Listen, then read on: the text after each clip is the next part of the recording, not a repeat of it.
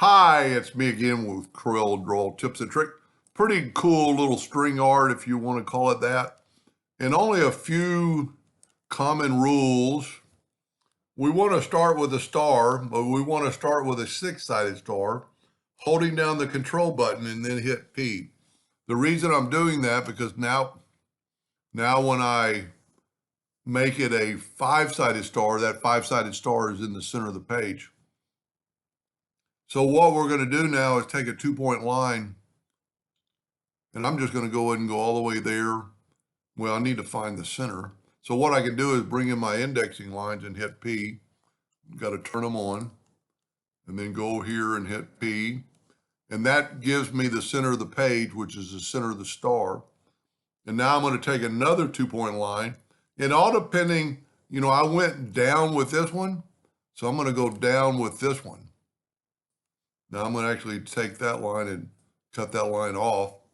Now those two lines have been joined together, so I'm going to nudge them out of the way. And I'm going to go and use the shape tool and select that right there and break it apart. But then I'm going to go to object and I got to select it all. Select it all. Well, I guess it's already apart. You can always test it, and it is.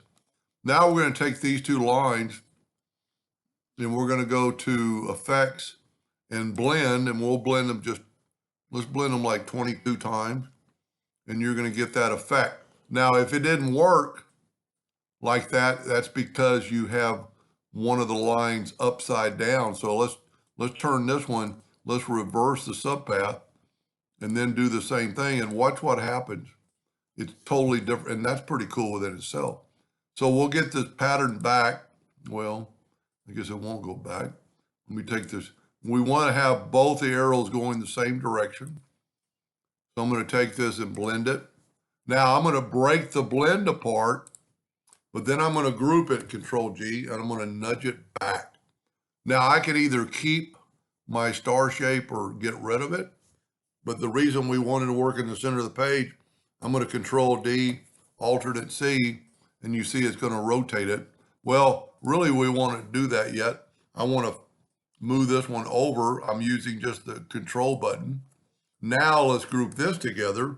Control G, Control D, alternate C, and there's 5 points, so we're going to rotate 72 degrees.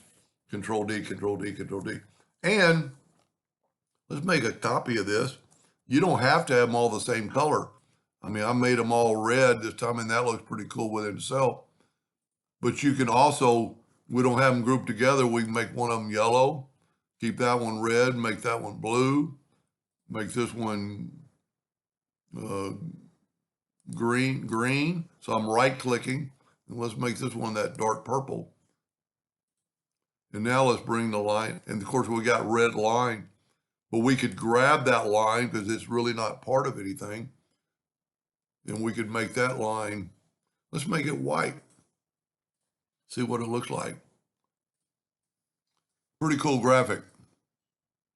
Anyway, hope that gave you an idea or two, and thank you for watching.